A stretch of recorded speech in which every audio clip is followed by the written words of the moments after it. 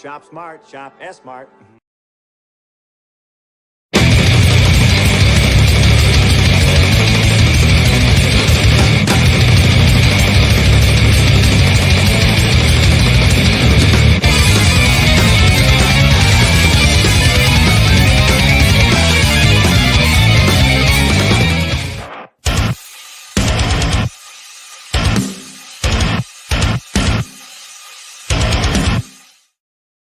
What's up, ladies and gentlemen? Welcome to another episode of a new book. Who Dis? I'm your host, DeathMetalHero, and with me is returning friend of the channel, Mr. Aaron C. How you doing, Aaron?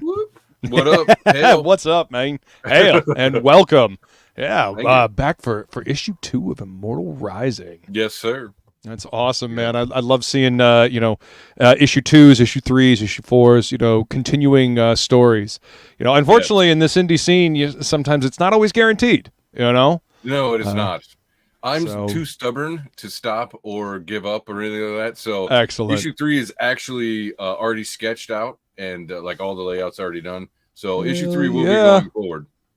It will be. Hell yeah, that's what I like to hear, man. Telling a story. Got a story to tell and getting it out there, and that's really the the width and breadth of indie comics. Like if you're gonna do indie comics, you got to be committed to it. You really do. You Yep. definitely have to. You don't just put your toe in.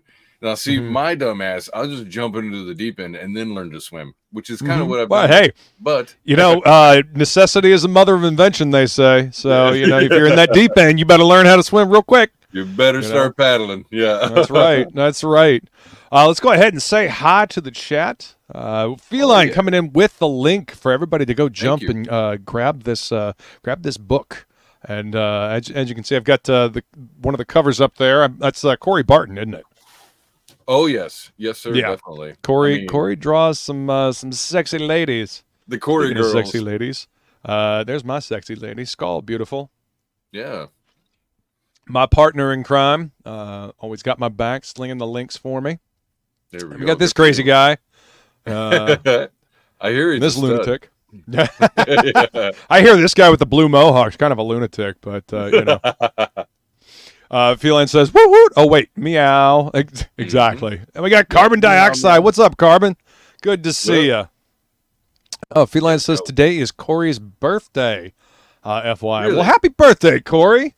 I swear that I'm sir. going to have you and your brother on for what's in the box.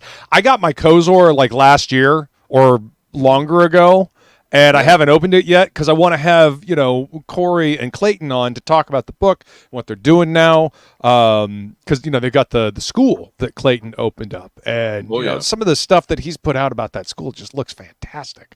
I didn't realize it was a school. I know he was doing lessons, but it's no, it's an actual online school. They got a website and everything. So what's up, Jason? Thank you. My birthday was, I guess 17 days ago.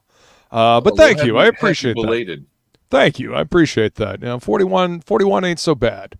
I was up in South Carolina. And I got to spend my birthday with my lady. We got to go see Deadpool and Wolverine. Got to eat a chimichanga and some chips and salsa and guac beforehand. So it was fantastic, man. That was a great day. What? All right. At a 1 out of 10, what did you rate Wolverine, Deadpool, and Wolverine? Oh, it was easy 8. And yes, actually, on my birthday, I got this epic steak. They called it a cowboy ribeye. I posted pictures about it and made everybody jealous. Yeah. Deadpool, Wolverine, easy 8, possibly 9. Feline rates it at 11. We had an absolute blast watching that movie. I mean, it's funny, it's fun.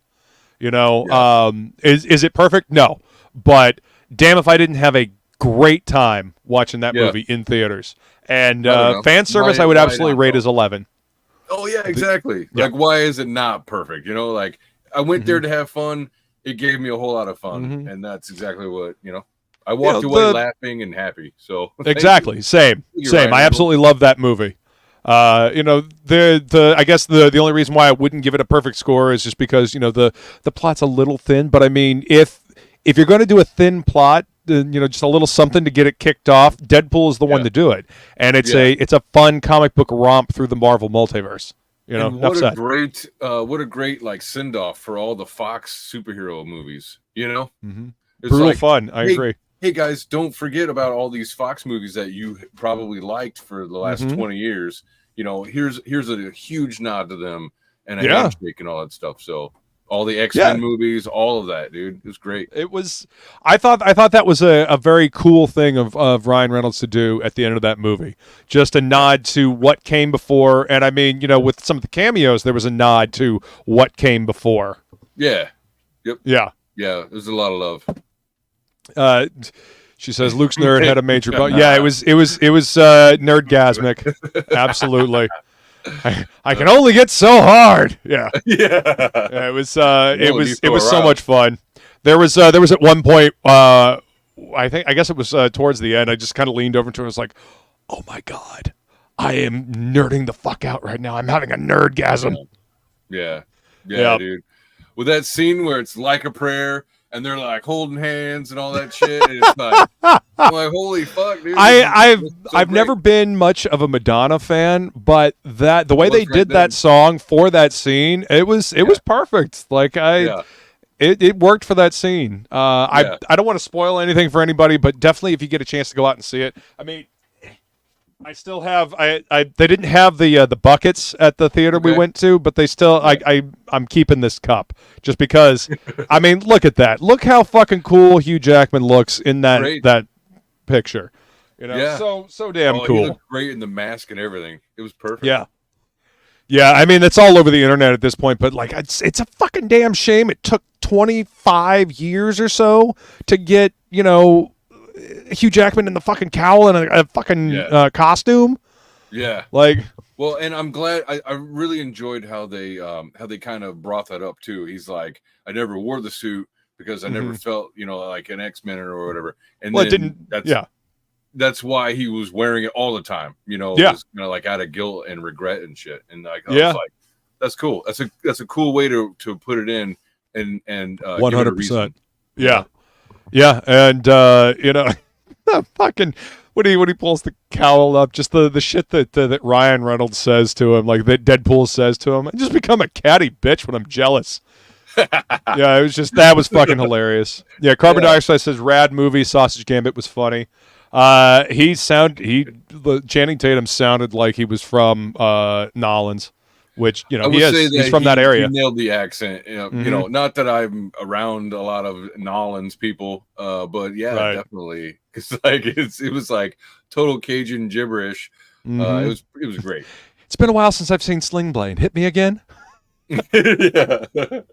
Highly recommend everybody go out and see that movie just because it's fun. Go see it with a theater full of people if you can, just because that's the way to see it. Having everybody laugh. When Feline and I went to go see it, we were lucky because we were in a row, and the people sitting next to us had the same sick, fucked up sense of humor that we do, and so they were laughing at the same things we were laughing at. Oh yeah, And the row in front of us, there was some people that brought in a whole line of kids. They were like 8 years old, and I'm like, well, maybe this will traumatize them. Who knows? With any luck, they're traumatized for life. Yeah. I will say, so I saw the movie twice. Once I went date night with my woman, and nice. Then, hey, what's up, JVP? And then the second time, after seeing it, I was like, okay, not a lot of sexual content. Mostly it's just gore. And so I was like, all right, well, my 13-year-old is not a stranger to like gory kind of stuff. Right. I try to get away from the sexual stuff. Like she's never seen Deadpool 1 yet because of all that sexual, references and stuff. But I took her to go see Wolverine and Deadpool, and it was just so fun, like being able to see it for a second time because I could just sit back and just, laugh at everything. I didn't have to sit and try to listen to anything. I just laughed my ass off, dude. Like, was it the tailor? I think your tailor's a predator. It's fucking hilarious. First off, I want to say your tailor's a total predator, but I'm into it. Yeah. It was a fucking great movie. Yeah, we watched it a couple of times as well. Totally worth a couple of viewings. So much fun, and I hope that there is something else, like they're able to do more movies that are that fun, but I have my doubts. Yeah, I have my doubts just because, the whole Ryan Reynolds as Deadpool thing is lightning in a bottle. Like there are certain people that were made to play those characters. Ryan Reynolds as Deadpool is one of them. Wesley Snipes as Blade is another one. Patrick Stewart as Professor Xavier. Ian McKellen as Magneto. Hugh Jackman obviously as Wolverine. He's done that himself because there have been so many versions originally. Yeah, and then they made fun of all of that, like the comic accurate. They're gonna make him do this till you're 90. Yep. See, yes, I don't think that anybody else could play that role like Ryan Reynolds has. Honestly, I agree. I don't think they can. I mean, and so we were kind of doing the mental math on it. It was like I think he's played that character like 5 different movies now. So it's not necessarily the third Deadpool movie. It's more because he was like Deadpool in X-Men Origins Wolverine. He was Wade Wilson. He wasn't the Deadpool at the end. He actually walked off set. He was like, no, this is not the character. I won't do it. And so he just fucking left. Yeah, that's fine. Yeah. Yep. So he was like, no, fuck this. Yep. Yeah. Age of Apocalypse Wolverine. I was not expecting that at all. That surprised the fuck out of me. What a callback. Yeah. Yeah. And like, the comic covers that they did homage to, and like Wolverine in the fucking brown and cold costume. Oh my God. Yep. So fucking cool. Hulk in the reflection. Yeah. That's so great. Yep. Yeah, no, it actually doesn't, because hey, just going through and cleaning up the timeline. Yeah, that because that wasn't Deadpool. That was some fucking Fox branded Marvel Baraka clone that was just terrible. Oh my God. Who did that to him? Oh my God. Who pulled the trigger on that one? It's like, you know what? Let's get rid of his mouth. Which is like one of the center points of the character, and then they gave him like everybody's superpower, which was dumb. gave him Nightcrawler's teleportation. They gave him Cyclops's eye beams, and Wolverine's healing factor, and then they stuck samurai swords that were longer than his arms coming out of his hand. What the fuck? Baraka, Deadpool. Yeah, exactly. What are you doing? Yeah, that Silvestri cover, 100%. That was awesome. I don't like you. You never did. Playing into the whole, because they were Wesley Snipes and Ryan Reynolds were in Blade Trinity together. Reynolds played Hannibal King in that movie, and there was supposedly tension between the two on the set. Which is not true, apparently. Wesley Snipes revealed in an interview, he's like, which is, just a joke we've been playing for damn near 20 years now, over 20 years now. You know what? I'm fine either way. Like, right. I get it. I hear he was tough to work with and all this other stuff.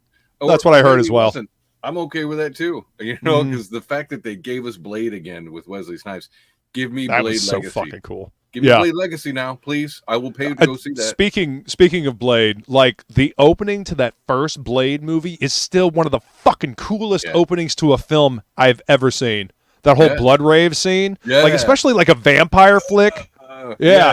And the dude's like running for his life, trying to get away from all the blood-soaked vampires, and then there's Blade, and he smiles and he fucking wings that thing around and decapitates all those vampires. Yeah. Such a cool fucking opening scene. Really, like that's yet to be topped in any of these movies to come after that. I think you're right. That is a great opening scene, like hero entrance. I can't think of a better one. Yeah, just fucking badass. It sets the tone for the entire film. Yeah, and I know without the success of that Blade movie, we wouldn't have the Spider-Man movies. We wouldn't have the MCU after that, Iron Man. Yeah. I mean that's literally set the stage. Like, that movie came out and it was taken seriously and it was good and people really enjoyed it. It made money and the studio's like, oh, hold up now, wait a minute. And so they took a chance on, doing X-Men. and then they took a chance on doing Spider-Man.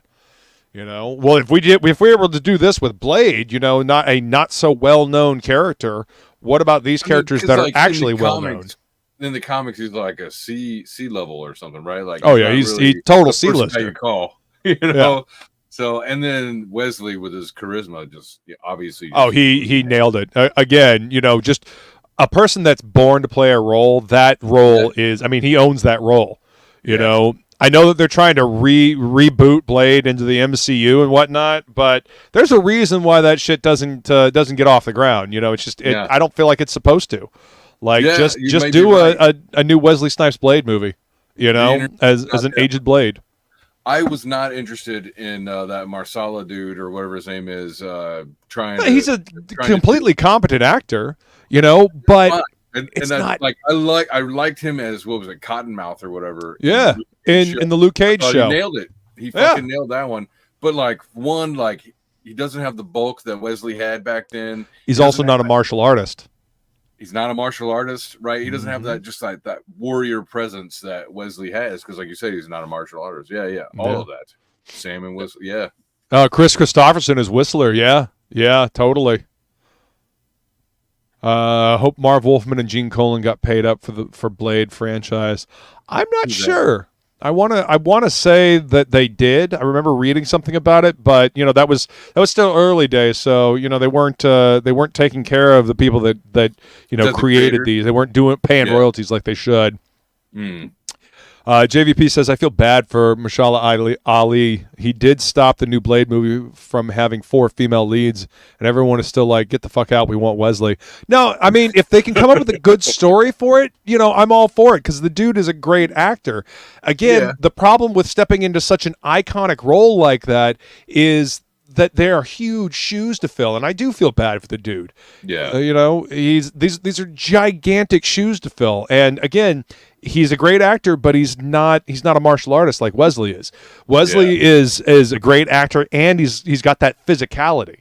You know, that sword fight scene between Stephen Dorff's Deacon Frost and Wesley Snipes' Blade at the end of the first Blade movie. I mean, that's just fucking great. You know, it is really great. Yep. Well, and also, like from my understanding, that was like a passion project for Wesley Snipes. It was too. So and I think that kind of comes out on the screen just in spades. You know, not for racist humor, but it was just like, you know, you could tell that he really put himself. He really put himself into it, and he loved it. He has for that character. Yeah. Well, the same love that Ryan Reynolds has for Deadpool. You know, Ryan Reynolds had to go through hell and back to get Deadpool made, and you know, somebody leaked the test footage, and you know, who paid for the test footage? I wonder. You know, it was probably Ryan Reynolds. He probably you know paid for that test footage to be made, and he was like, "Well, fuck it." You know, this looks good, and I'm going to put it out there, and we're going to see what happens. Yeah. And Fox had to be like, "Okay, all right, you know what? The response to this has been great, so let's go." And lo and behold, all that, I'm sure, just like everybody else, when I first saw that, I was like, "Holy shit! That's like the most accurate Deadpool that you can find." You know? Oh yeah, with most comic accurate. Yeah. That's what I mean. Yeah. Well, I mean, and compared to like all the different stuff that Fox was doing at the time, that was like the most comic accurate thing that Fox Marvel had done. Because their X-Men wasn't necessarily comic accurate. Their Fantastic Four really wasn't comic accurate. They had some hits and misses, for sure. Yeah. I enjoyed the first Fantastic Four movie, and I liked the way the Silver Surfer looked, but that second Fantastic Four movie was kind of shit. The script was not all that good.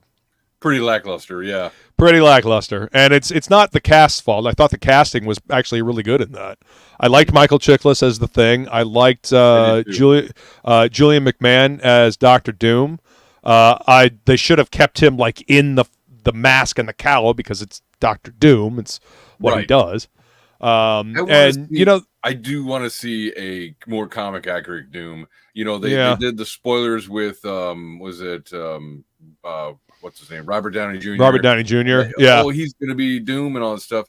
And I'm like, well, one, I don't want to see, Downey Jr. come back.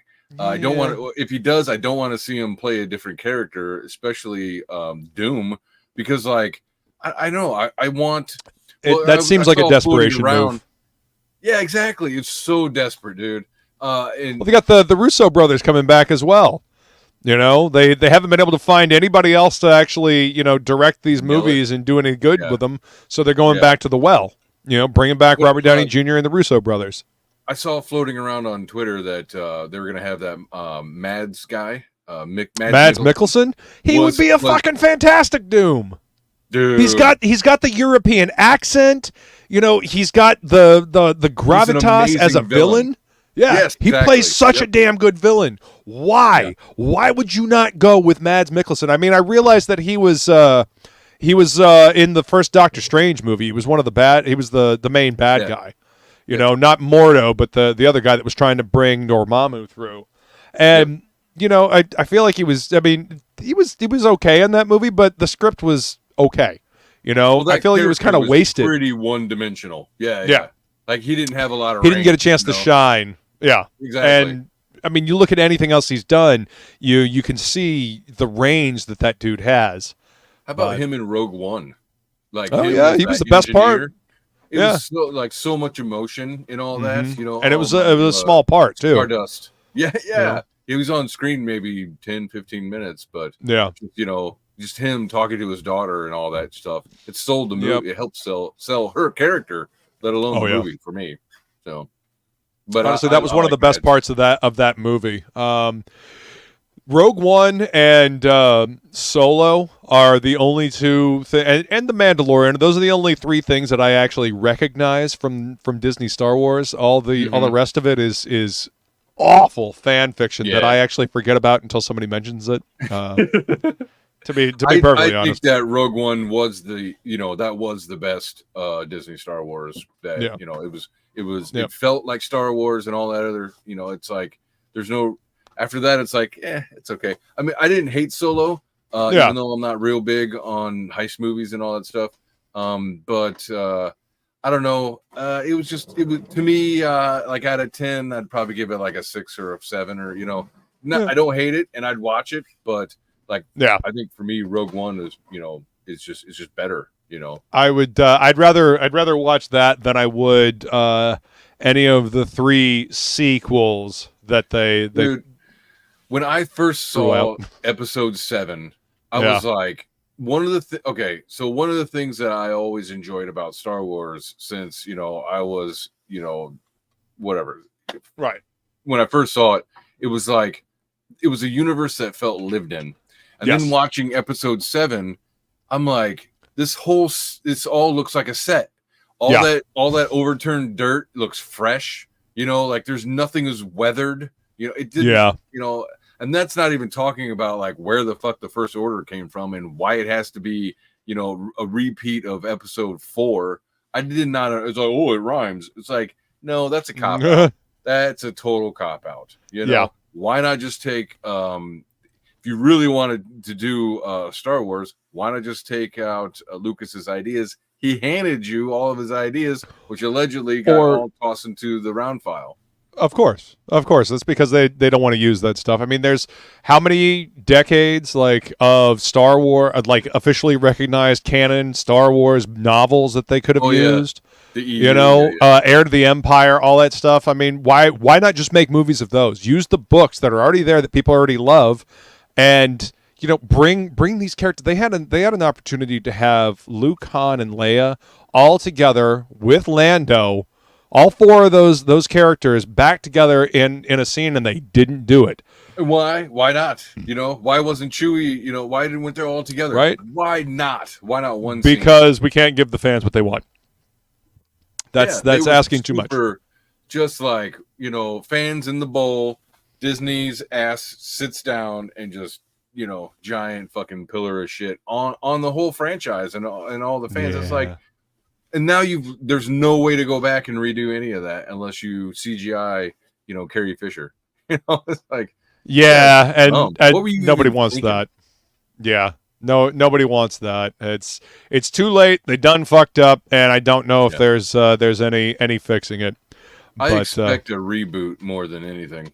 I've heard they're going to do an episode 10 and all that stuff, but I mean, maybe You know, at this point, though, I think it would make more sense if they were to just reboot the whole fucking thing. But well, that's what I've heard rumor of. No, I don't know. No, they don't know what they're doing anyways at this point. No, they do not, and they've lost my interest. I've got the original 3 movies, and I've got the prequels, which have their flaws, but I'll still watch them over the Disney Star Wars stuff. Yep, it's and I've got books. I've got years and years of books that I can listen to, so I don't need their Star Wars. When Star Wars Theory, that YouTuber Star Wars Theory, fucking cried at the end of season 2 of Mandalorian, I felt that shit, dude, because I was so excited to see Luke, my Luke, the Luke I was waiting to see. There's Luke, like that's what they should have led with in episode 7. It should have been Luke. Maybe he met Mara Jade already or whatever it was. And then they definitely should have done that story. Like, how do you not do that? How do you not do that? It's like, well, Lucas didn't like it because, or the Jedi don't have, weddings because of attachments and stuff. But that was one of the points of Luke. That's one of the points of Luke, is that he was, he was breaking some of the tradition. If you want to get, liberal, anti-tradition or whatever, he was breaking tradition by actually falling in love and having a family, and then collecting all of the the new academy and all that shit by finding all the old relics of Jedi relics and pulling all that back together because the universe, the galaxy needed it. And you mean fulfilling the prophecy of bringing balance to the Force and bringing the Jedi back? Yeah. Well, there you go. Yeah. And Mara was kind of like his counterpoint, because she was sent to kill him, and then they battled it out and they fell in love. Perfect novel, by the way. Yeah, it really is. I mean, Dark Horse did a fantastic job with the Star Wars comics back in the day, man. Yeah, used to love those. Totally. Yeah. Speaking of comics, that's what we're here for. We kind of went on a little movie rant here, but yeah, man. What have you been up to since the last time we talked? You were getting ready to. You were fulfilling, I think, or were you getting ready for this book? Last time that we talked, you were on my show. Yeah. And I will say it was really funny because normally when you play videos on stream, what's up, BA? When you play little clips on StreamYard, it mutes you, right?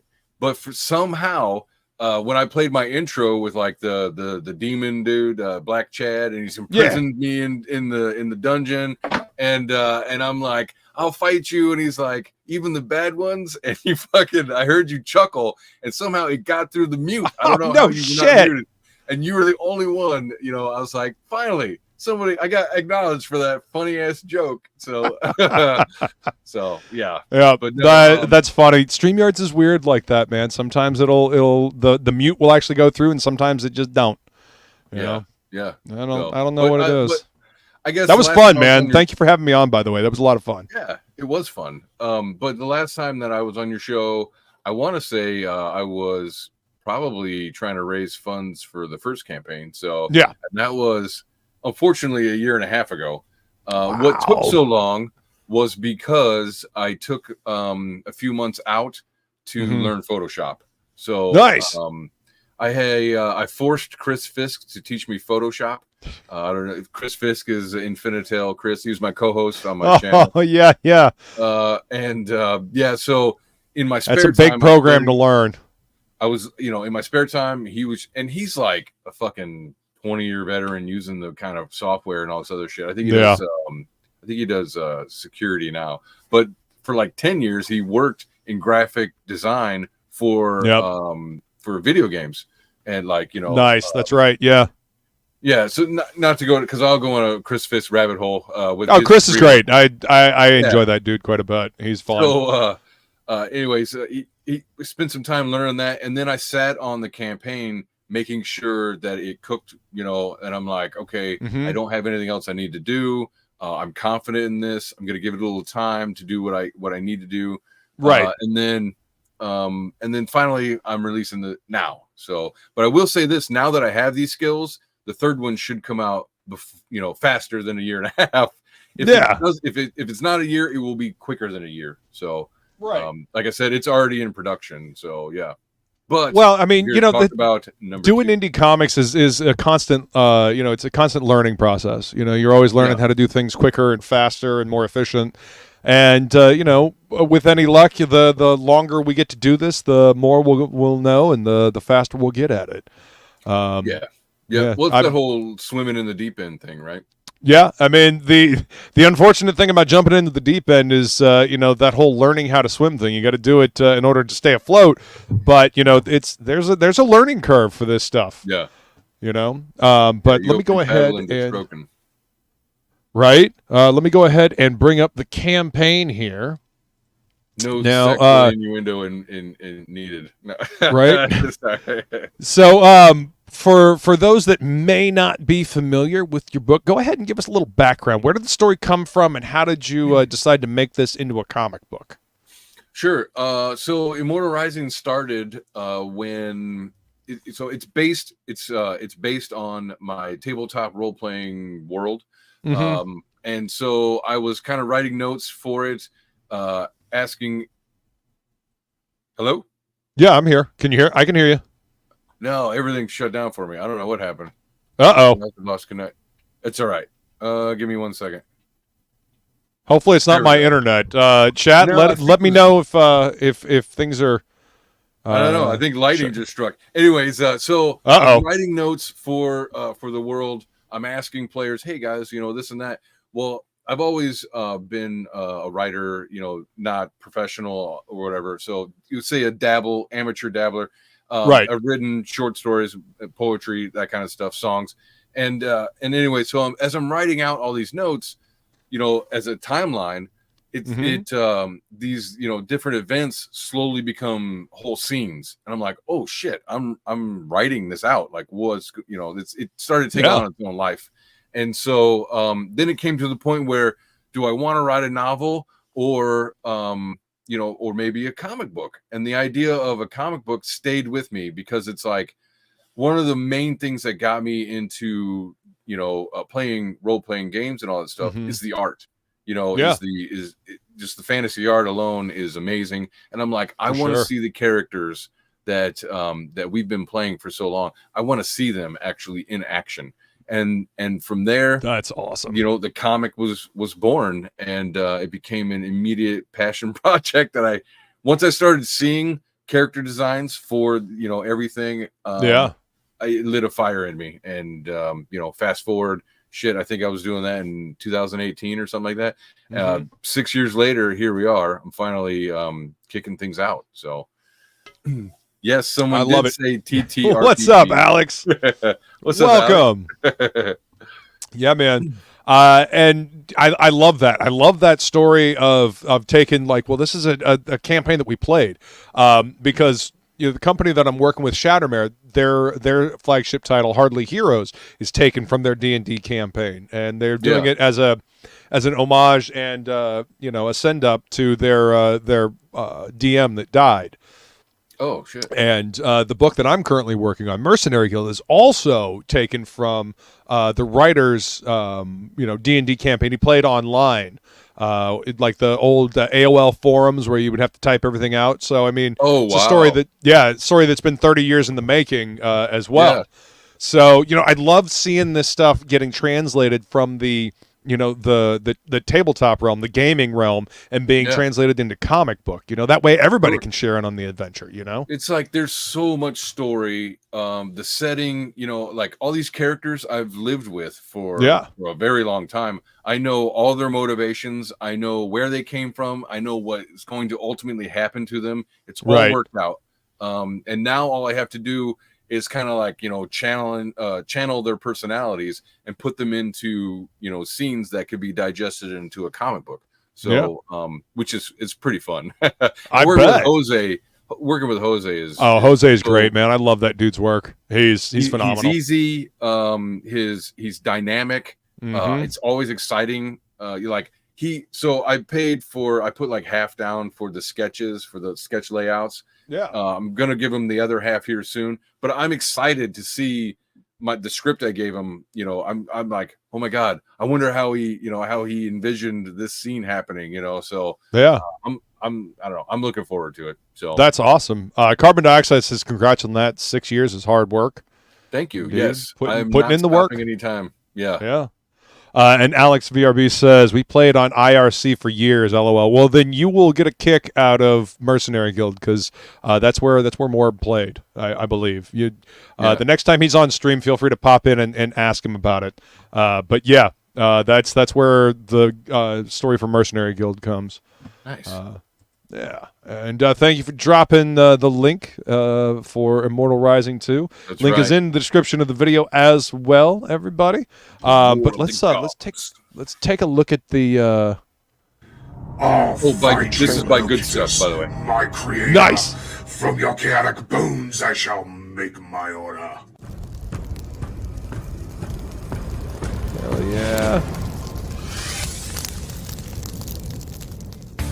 Congratulations, recruits. I'm so excited. I don't want to babysit two spoiled princes. I need to make a good impression for the soldiers. This is a silly waste of time. What? Is that my long-lost magic ruby? Empress, find my ruby. Your will is my command, my master. We're invading Terra to find Balmain's ruby. Go forth, save the innocent, and punish the wicked. Yes, Father. I have an easy life. But is that all there is? The ruby could win this war once and for all. Let's kick the nest and see what falls out. Loki just calls to his creations for help. Where are we? What are those things? We have to get out of here.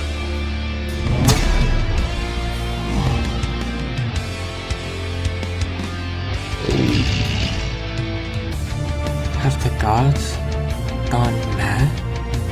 The Bomanites have invaded Terra. Has the last shard of Loki's heart been found?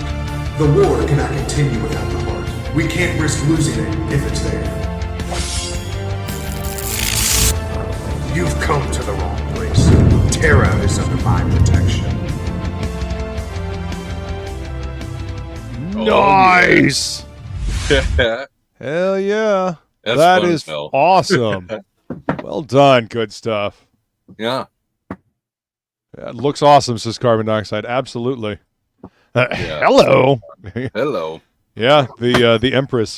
She's hot to trot. There's especially in fantasy settings, like the hot bad girl is always fun in a story.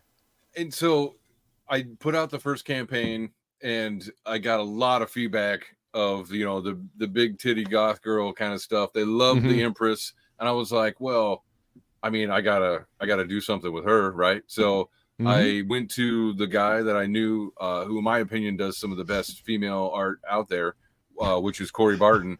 I can fix her. I was like, dude, will you do a real nice cheesecake cover for me? And he was like, yeah, of course. And yeah, and this was born he said it was one of his favorite commissions of last year. So heck yeah. Everybody loves it.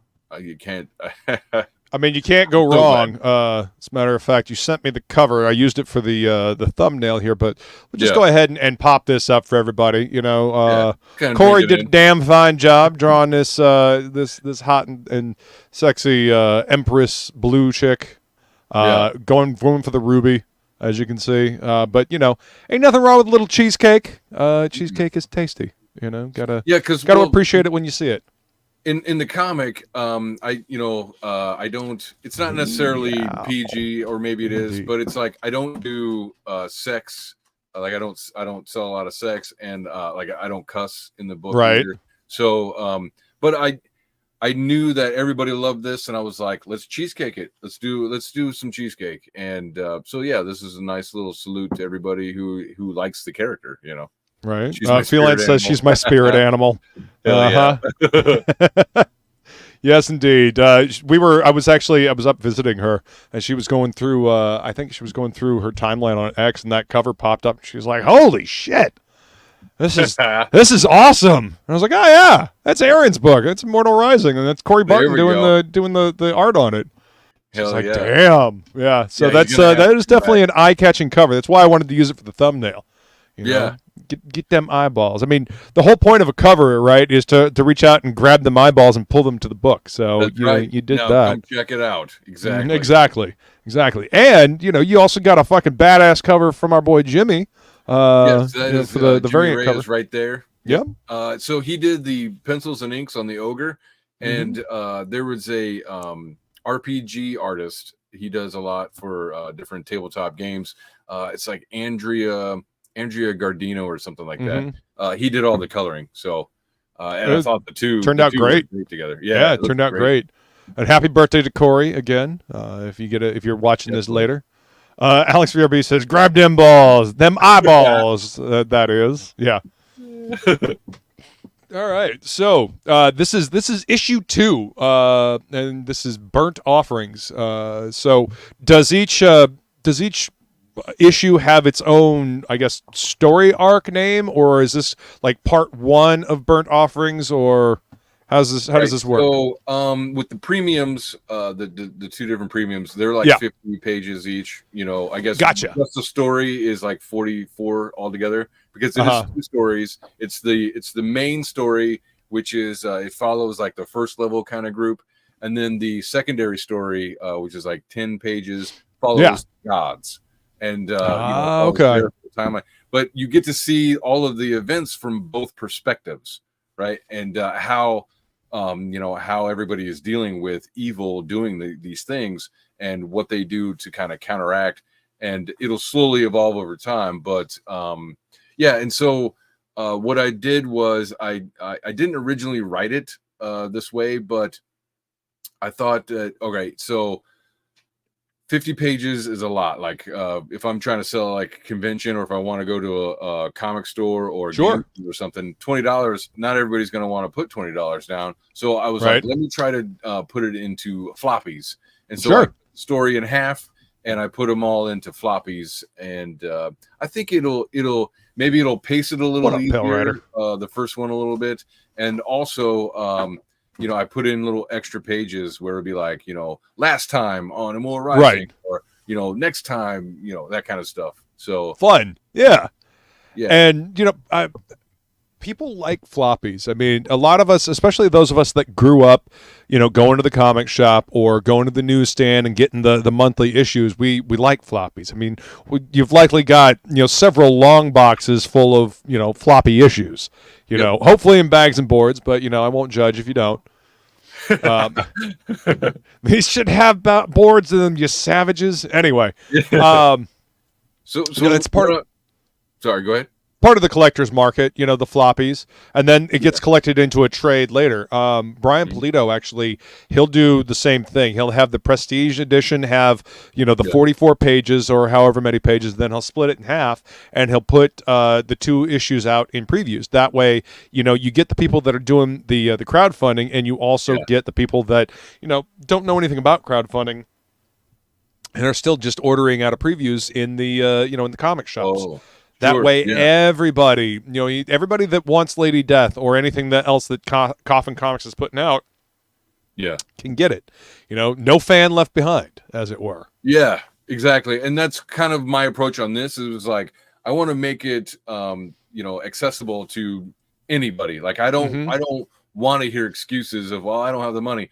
So that's why I went to the floppy stuff. I'm like, you're basically getting 1 floppy for $5. A floppy, which is on par with the regular books that are coming out. I mean, sometimes they're even more expensive than that. Trying to. I went to my local store, and he's like, well, a 50-page book sells for this much, and I'm like, right. I mean, that's less than it costs me to make a 50-page book. You know what I mean? What am I supposed to do? So instead, I'm gonna kind of to try to get just readers, not necessarily any kind of actual profit. I'm like, here, just take it pretty much at cost. Like, it costs me this much.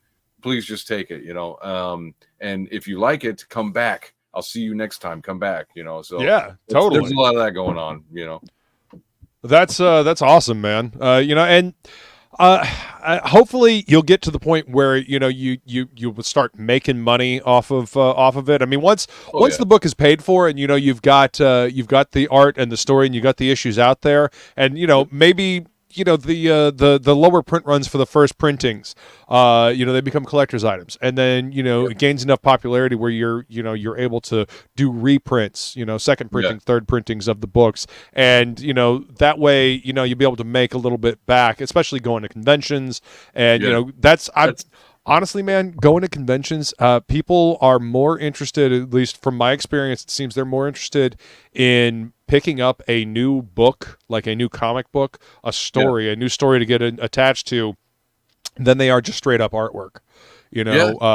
Comic like books themselves are more what people are looking for rather than art prints and stuff like that. So I think that's going to work out better for you. Yeah.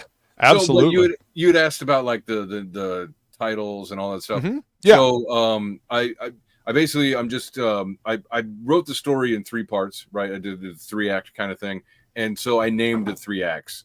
And the first one is the calling, because that's what happens. The heroes get isekai'd, they get called to this foreign world, and then thrown into this war that they're like, holy shit, what's going on? And then in the second one is Burnt Offerings, which I don't want to spoil, but it makes sense when you read it, and you can kind of tell by the art. There's a lot of fire. So and then the third one will be its own thing. So floppies, I labeled it on the cover. This is the Calling Part 1, Calling Part 2. This is Burnt Offerings Part 1 and 2. So people. Okay, so on this campaign, people have the option of getting either the premiums, which are the 2 volumes with both sets of the story, or they can get the floppies and the ash cans. Yes, or they can get all of it. Yep, all of it, which is the everything box. There you go. Yeah, with the shirt, right there. By the way. Oh, and it's got the Empress, the blue chick. Come on. Oh shit. I do, man. I do. I love merch, man. Merch is one of my favorite things. I was putting some laundry away earlier today, and I was actually looking at a bunch of the different shirts that I got from different campaigns. I got Butch Cleaver from our boy Matt Burke. I've got Death Sworn shirt. I have a Dragon Rage shirt. I have a Mary Boy shirt. I have a couple of Mary Boy shirts. I've got. I love merch. I've got a Tarot Witch of the Black Rose shirt that I absolutely love. I am more inclined to wear indie comics merch now than I am something specifically Marvel. I'll wear my old school Punisher jersey just because I love this logo. This logo is classic. I'll wear my Deadpool jersey. I'll wear stuff like that. But I'm more inclined to wear indie merch than I am mainstream merch just because I love the characters more. I love indie comics. I'm tired of paying corporations, if I'm buying an indie shirt, it's helping that dude, or that chick. It's like, I would rather help an independent creator get where they're going and achieve their goal of putting their book out 100%. Yeah, exactly. That's why, if the disposable income that I do have for comics usually goes to indie books. I still try to go support my LCS when I can. But my pull list has gone down drastically, especially since, I worked there. I used to have like a really long pull list, and now it's just, there's not a whole lot on there. Well, like the last 3 years or so, most of the stuff that I buy, like entertainment wise, is all indie. Like I can't really name too many corporate things. Like, I pay for, maybe a streaming service or something, but like actual, books, like comics and all this stuff, it's all indie. So it's just better. I feel better doing it that way anyways, Yeah, I would. Well, it's like shopping local. I would much rather support a local business than a big corporate owned business. Just shop local, buy local, support local. That way, you're actually helping a small business, and that's what indie comics is. That's what this crowdfunding is. You're helping a small business thrive. You're helping a small business person move forward and continue doing something that they love to do. And right now I'm at like 50%. So, anybody who thinks this is great, go ahead and start buying it, dude, because it is going to be great. Get it in your hands. You're going to love it. I guarantee it. With Jose's art, I mean, come on, dude. You can see. Scroll down here. Look at this. Look at that, dude. I mean, this is epic. This really is epic, and this is a 2-page spread you got going on right here, right? And it's like they're not connected, but okay. It sure looks like it could be. I will say, to my opinion, this is some of Jose's best work. So, like his coloring, this is some of the best coloring work. He honestly looks like he's having a lot of fun with this. This looks like he's having fun. So I believe him. I don't know. Well, the funny thing is that you can always tell when an artist is having fun working on a book because the artwork sings. There's a certain energy. I mean, like, comics themselves are a unique alchemy when they come together because you've got story, script, artwork, and trade dress, and and artwork. Inks, letters, all of that. It all has to come together and it has to mesh. It has to work, in conjunction.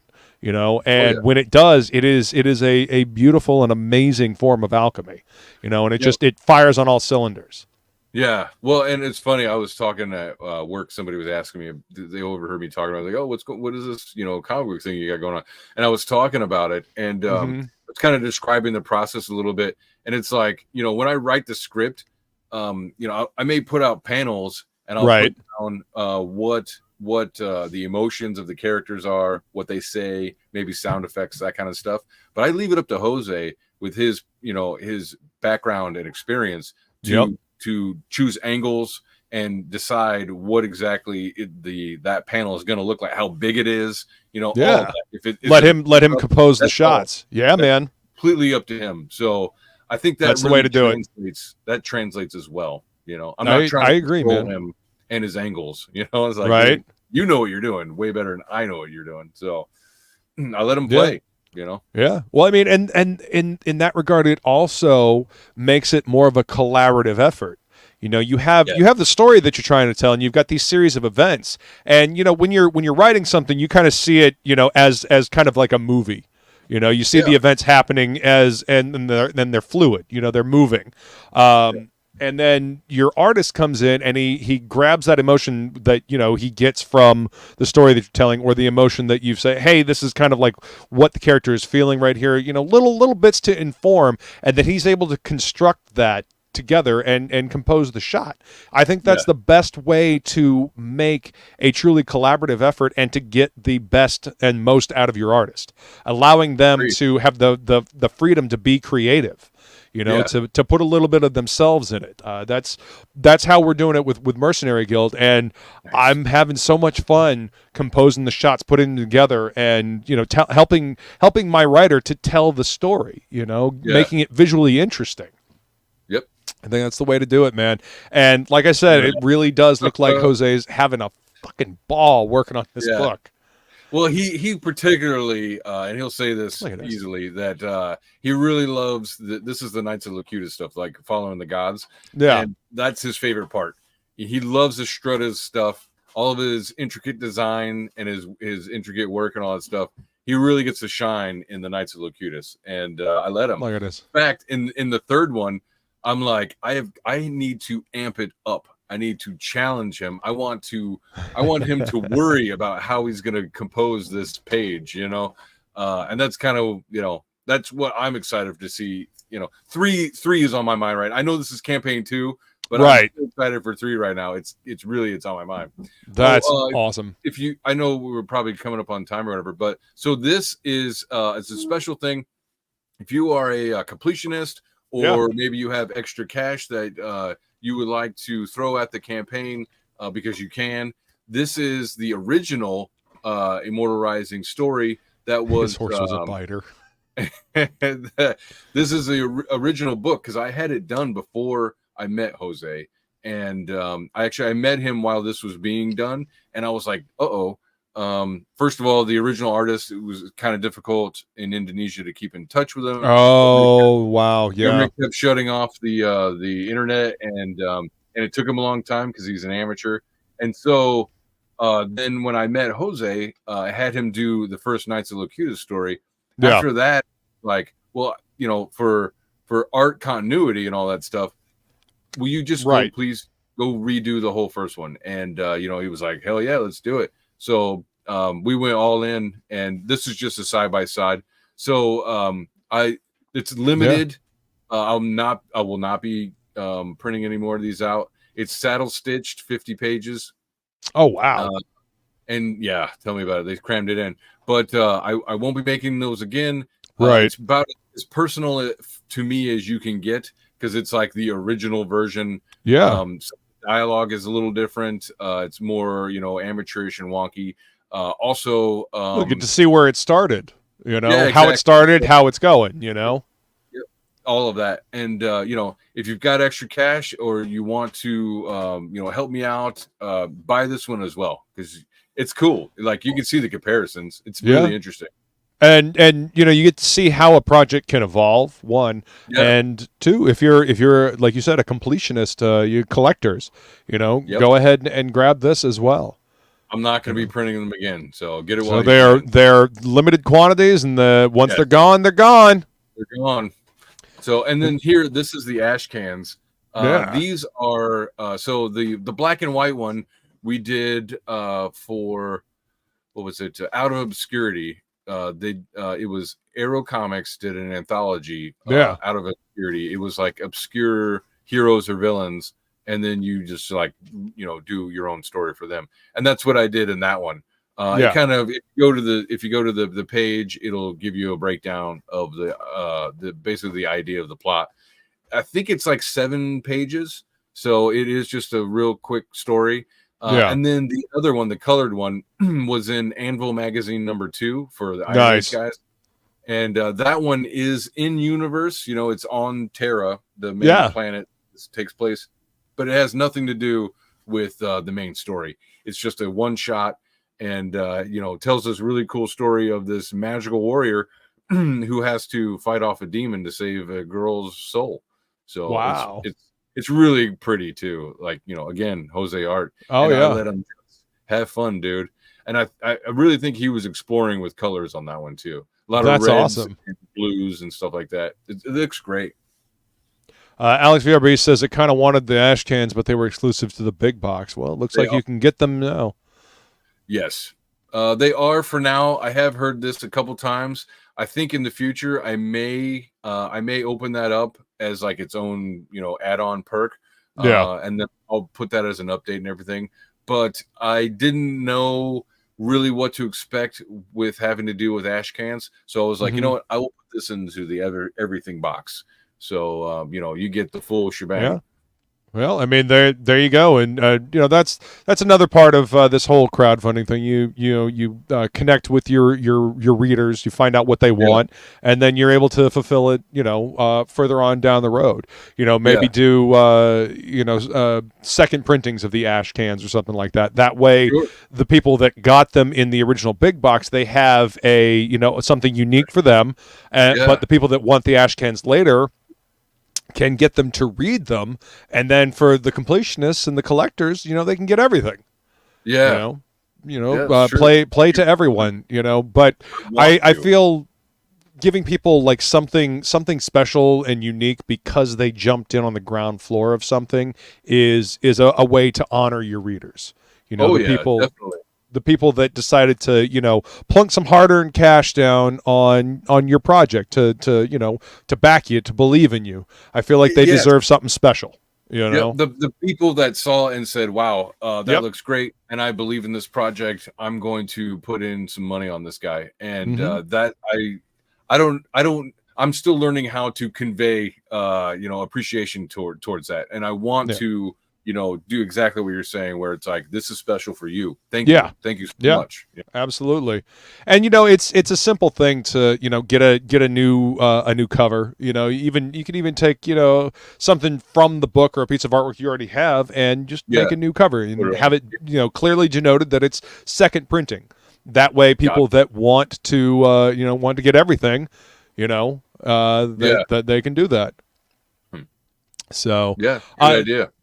I've been around this scene for a little while now, and I've heard people complain about I backed it, but then it went on sale later. It's the same thing. There's no difference, and part of this whole indie scene is like it's supposed to be something special.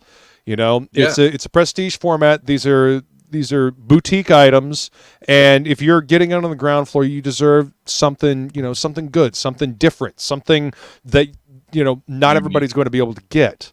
Yeah. And being comic nerds, we are collectors, and so giving people an opportunity to collect more stuff. I mean, oh no, how bad is that? Get to collect more stuff, but for the people that got in on the ground floor, that believed in it from the beginning, they get something special, something that won't be reprinted.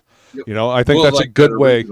One. But I'll say, so Chris Fisk actually, put that in my brain, because like I took the original cover and I put it, I recolored it, and it's going to be the cover to one of the floppies. But this original campaign cover, it's not offered on this campaign. So instead, I replace it with the Corey Barton one. So hell yeah. See, Alex VRB says, I mean, I do get mad when they sell the same thing for less. Yeah, that's to me, that's being disrespectful to the people that believed in your project from the beginning.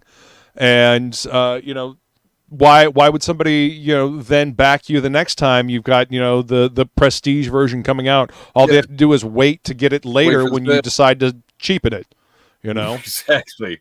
I'm not trying to do anything like that. So. No, this comics is a very small market to begin with, and indie comics is even smaller than that. Just like it's a small scene. Yeah, and people that invest in your ideas, invest in you, they deserve to be treated with respect, and you should honor that faith in you. By giving them a good product that's unique to them. Yeah. That's the way I look at it anyway. So on the first campaign, I didn't tell anybody, but I threw in a bunch of extras, like magnets. It was a logo magnet and a bunch of a shit ton of stickers. So there may be something in the works on this one as well. So get it on it now. Don't get it on it when it's a storefront and all you get is the book, because I won't be when I do these campaigns, these are exclusive campaigns, and when I finally do a storefront, I won't be selling all this stuff the same way I am right here. So you'll have different versions for the storefront. Absolutely, I think that's the way to do it. I won't get any of the extras, because I do have to burn off overprints and stuff like that. But like the stickers and stuff like that, you're not going to get that kind of stuff. So absolutely. If you do shoot out a secret perk to the backers, maybe one without shipping for existing backers, but that's an if. I'm not saying you must do anything. I respect the decision of all creators. I appreciate the idea. I really do, Alex. So Alex has been hanging around for a while. He's got some good ideas, and as a customer, he's been on that side, so he understands. Exactly. Like I'm new to, basically I'm very new to the retail part of all this. So I'm taking notes. Thank you, Alex. I appreciate it. And again, like I said, it's all a learning experience, man. As long as you're taking the feedback and taking it to heart, thinking about it, and seeing how it applies to your business model and how it can improve, you're going to keep moving forward. And I think that's the only thing that we can do. And I'm super stubborn. When I started this, like it's a passion project that I'm going to see through to as far as I possibly can. So I'm not looking at this as a sprint, as a one and done and get it out kind of thing. This is a marathon for me. So whatever I'm doing, potentially, wrong on this one, I'm going to do even better on the next one. So, just keep that in mind and have a little faith in me. Absolutely. I just want to say, what's up, some person? Good to see you.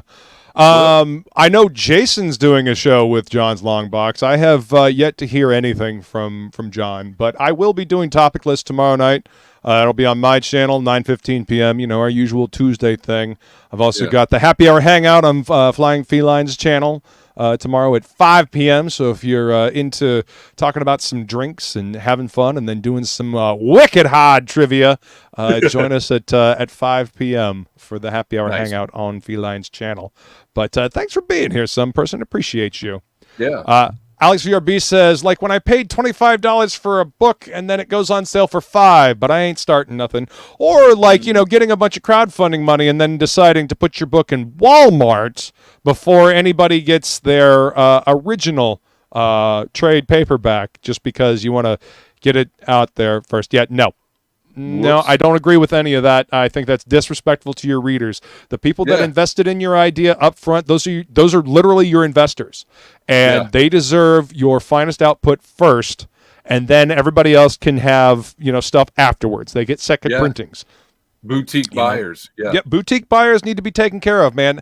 And Brian Pulido, I always come back to this. Brian Pulido with Coffin Comics and Lady Death, he's kind of set the bar for this. This is exactly what he does. He has the big campaign. He's got the prestige format book. He's got all the extra tchotchkes, all the different variant covers, all the fun stuff on the campaign, and people back for that reason. They get all kinds of cool stuff.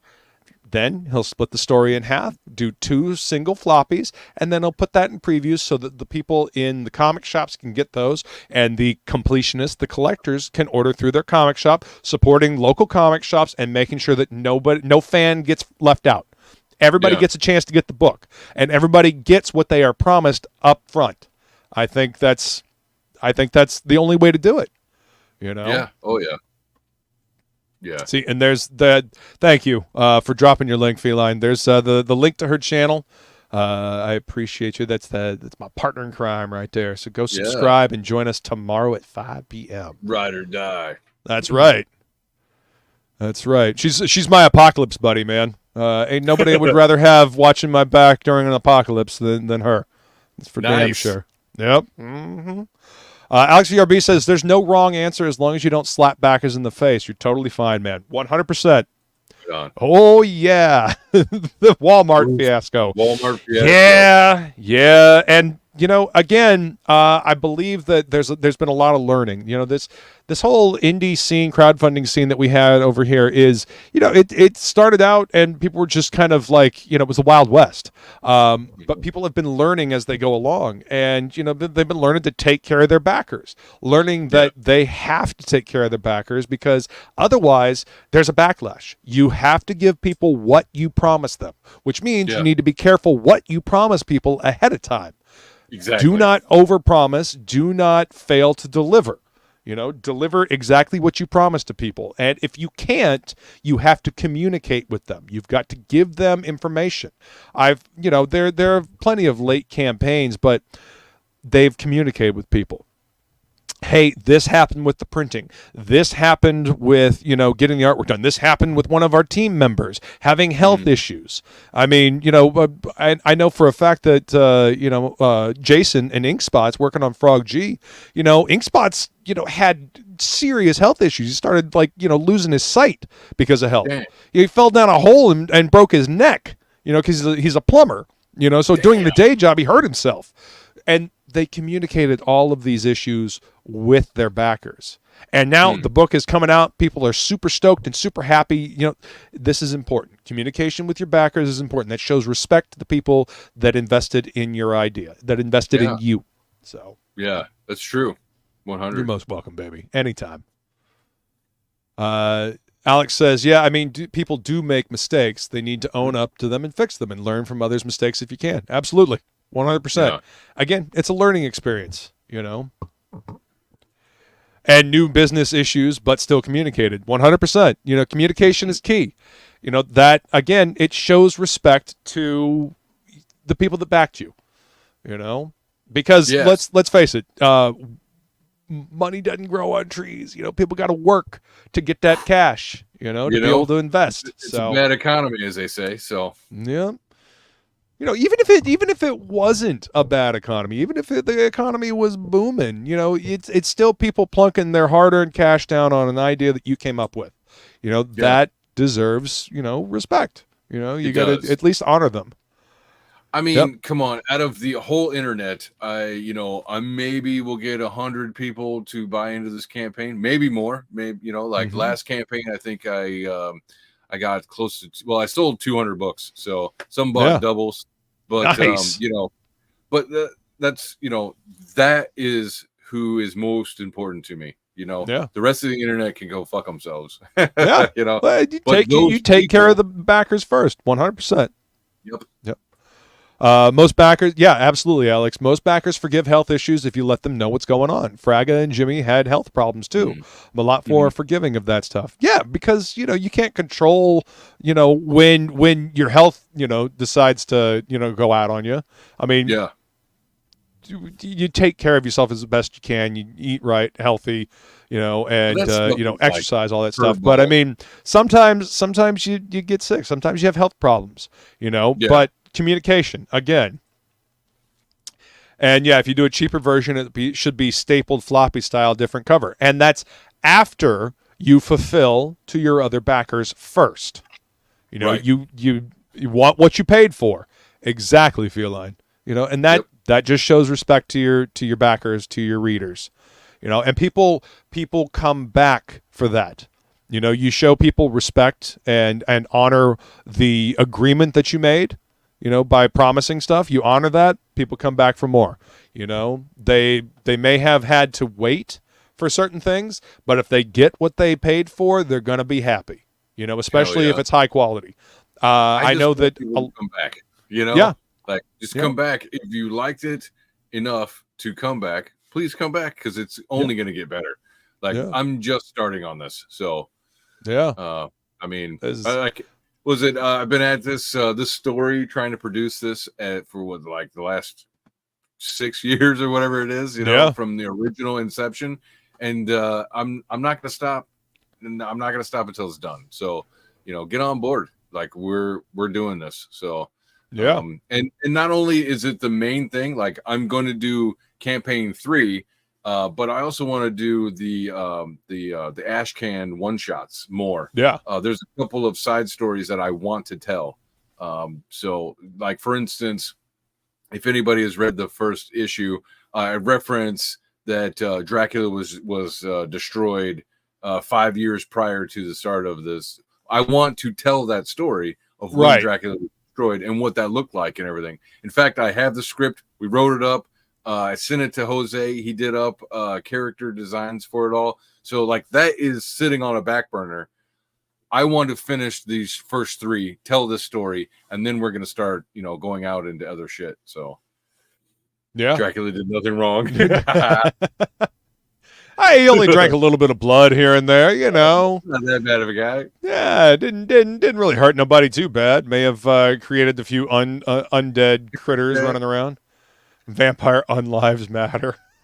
There's so much backstory that I don't want to get too bogged down. And so in the first one I had, I laid it on kind of thick. I'm going to try to slow it down and let it kind of simmer so that people can get used to the setting, which is the whole idea. So you get used to what's going on, and then by the third, or I should say in the fourth one, which I am writing that script right now, or should say rewriting it, when I do get to number 4, we start to slowly branch out and see more of the world and stuff like that. So I'm so excited. I don't know if you guys know. Well, and see, that translates to the story, man. When the creative team is excited about the book that they're working on, and they actually are enjoying the work that they're doing on it, it shines through in the book, and readers will pick up on that. They always do. Right. I think you're right. I mean, working in a comic shop for as long as I did, you could tell looking at a book that was coming out when the creative team really wasn't having fun, because it felt flat, it was boring. Oh yeah. It felt phoned in. But when the creative team is firing on all cylinders and the creative juices are flowing and they're having a good time, you can tell because there's this energy, this kinetic energy that just literally jumps off the page at you. You know, right. It's an energy transference, you know, pure and simple. And that's a good way to put it. Yeah. It's, I mean, you know, that's how it makes sense to me because, you know, you're putting energy into making this thing. And if the energy that you're putting into it is, you know, I don't really want to do this. This is a day job, blah, blah. You know, that's what's going to come out to people. That's what's going to be picked up when they're reading it. But if you're like, holy shit, I'm having so much fun with this. What about this thing going on here? And I just can't wait to make this look like this. That's going to come through. You know, that's what's going to jump out at people. That's what's going to be transferred. So, you know, I mean, it looks like you guys are having fun. Yeah, I try to let him play because, like, when he's playing, you can, you know, well, like you said, you can tell, and it makes it more fun for me to even see it. You know, I'm like, oh, that's fucking cool what he did. I mean, you know, just go check out this page. Both Feline and Alex have dropped the link for the campaign. It's also in the description of this video. If you're having trouble finding it, you know, you will not regret it. There's nothing else out there like this. It's like Castlevania meets Final Fantasy. Look at this. Look how much fun Jose is having on this book. I mean, seriously, just go take a look at this page, and if that doesn't convince you, well, then maybe you're just blind. I don't know. You know, what's funny is I was on Dave Brink's channel yesterday, and he kind of complained that I put those little sales tiles in there. And I gotta keep a little something for the book. Yeah, exactly. I was like, no, you don't get to see all of it. Go buy it. No, man, I totally get that. I think that's a great little tactic. You know, you want to see the rest of this page? Well, yeah, I mean, you gotta get the book. You know, you gotta jump on the book. I mean, and if you look at it now, it's like you go out to eat. Fucking one meal at Taco Bell is like the cost of one of these books. So man, like, Taco Bell. You remember when you used to be able to get like a whole bag full of tacos, like 20 tacos for $10, $20. Yeah, it was insane. It's like, oh, you want 20 double deckers? $20. Yeah, okay. And now like a taco is like $3, and it's like, this is the most basic. I would rather cook my own tacos. Thank you very much. It's true. Not only will it be better for me, they will taste better, and it won't cost me nearly as much. And not for nothing, my lady makes some fucking fantastic tacos. I mean, everything that she cooks for me. But anyway, you know, not humble brag over here. Yeah. But seriously, this book is much better for you, much healthier, much, you know, better for your mental, you know, for you mentally. So go grab this book. Look at this cover. Look at this. Look how badass Jose is. Come on now. Mm-hmm. Shit. Carbon dioxide says grass-fed beef only. That's right, sir. That's right. Is that is that why everything is costing more? I don't know. Oh no, Taco Bell is costing more. Know. Yeah. Taco Bell costs more just because Taco Bell costs more now. They wanted to make more money, I guess. But yeah, grass-fed beef. Everybody should go find either, if you don't have a local butcher that does grass-fed beef. You know, Walmart actually has grass-fed beef. They sell it in like these little satchel packets. You can get 3 pounds for like $18. It's the way to go. You know, much better, healthier beef for you. Yep, 100%. But we've been going grass-fed comic. So there we go. Hey, organically grown and constructed for you. Trader Joe's says carbon dioxide. There you go. Yeah, man. Yeah. But look at this page, guys. Look at this. Look how fucking gorgeous this is. You're real, dude. Like, Jose is just kicking ass and taking names for Aaron over here with Immortal Rising. You got to fucking hear him forever, like going forward. So right. I mean, he seems to be on board because he's done a lot of work for me. And like on Bancroft, which I mean, I kind of knew, but on Bancroft, he even was like, you know, he did Immortal Rising, and that helped him to say, yes, I'm going to get into indie comics. You know, yeah. So that's how long ago. That's how long we've been working together. Dude, I love it. I love it. I mean, it is fire. You know, it's faded, but I don't want to go out on a limb. Well, I mean, and the longer a team works together, the more shorthand you develop, the more cohesive the storytelling becomes, because you learn to play off of each other's strengths. My scripts are less descriptive as we've gone on, so that's exactly what you're talking about. No, like I don't have to say as much because I just don't. Like, he already understands what's going on. Exactly, and the more you work together, the more it's going to be like that.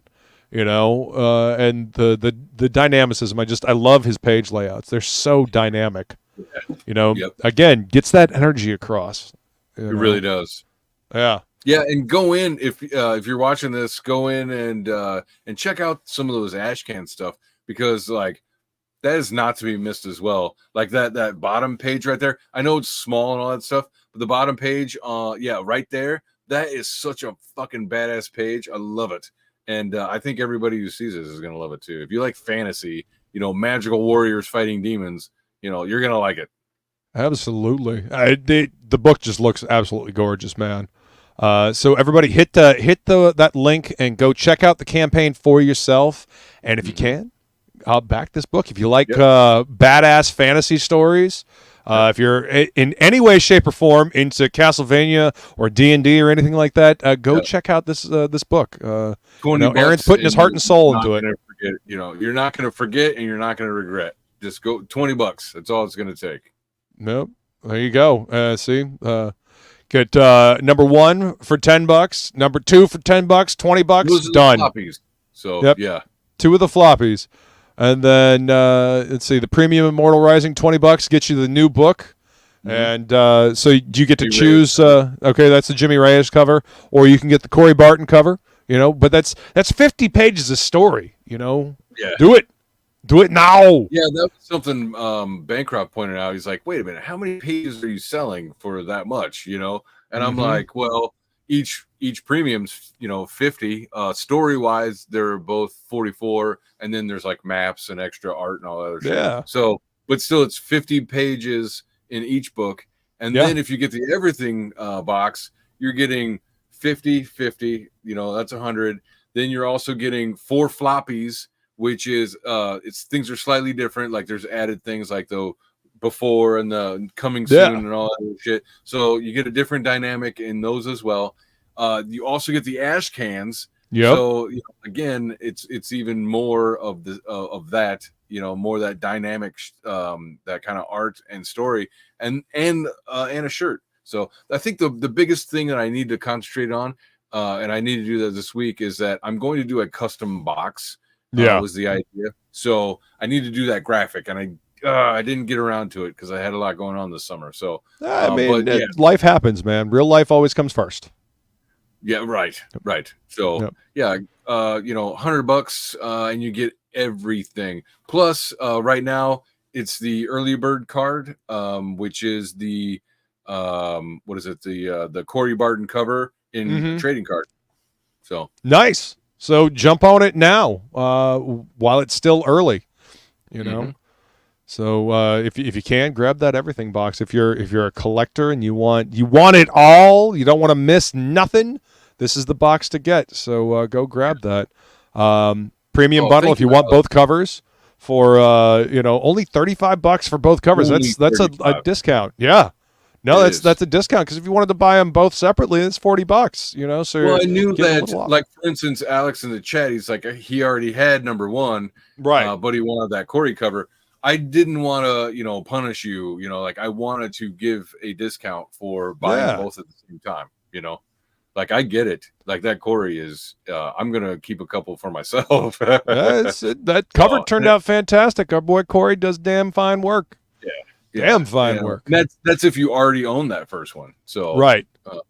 I tried to make it as reasonable and affordable as I could without costing my ass. Absolutely, and I do like the fact that it's simple campaign. There's a few options, and it covers the spectrum. It covers the gamut of what you got to offer, man. I think it's a great way to do it. Thank you. Absolutely. Guys, go grab this book. You won't regret it. It's a lot of fun, and as Alex said, old school D&D. Ooh.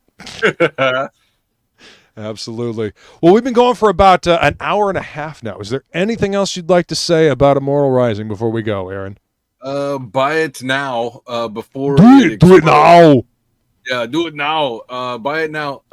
Before it becomes like an animated movie or some shit, and then be like, oh, I remember when that first started. You know, so get it on the ground floor. Yeah, super fun. Get in on the ground floor and do it. Go help him reach his goal. Yeah, just because you got 57 days, don't sleep on this. Do it now. Yeah, for real. Yep. Help me out. Help me out, dog. Right? Go grab this book now. Go support an indie creator. That's what we do around here. You know, because indie comics are they're the best, man. That's where the creativity is at. You know that. I've been in the scene for a few years now. It's like I'm legit. I'm not going anywhere. You know, I'm fulfilled by Critical Blast. You know, Jose Garcia. You know, like go check me out. My YouTube channel. Over 200 videos interviewing people in the scene. Just link is in the description. You've got plenty of things. You know, you have the trust. The trust is there. Believe in that, and the art is there. The story is there. The more time I have, the more it will spread out and it'll make more sense, and everything will work itself out. It's gonna be great, dude. It's gonna be fun. It's a good story. Yep. Go hit the links in this description. Go support Aaron's channel. Go support his book. And I want to thank you for coming to hang out, Aaron. It's always a blast talking with you.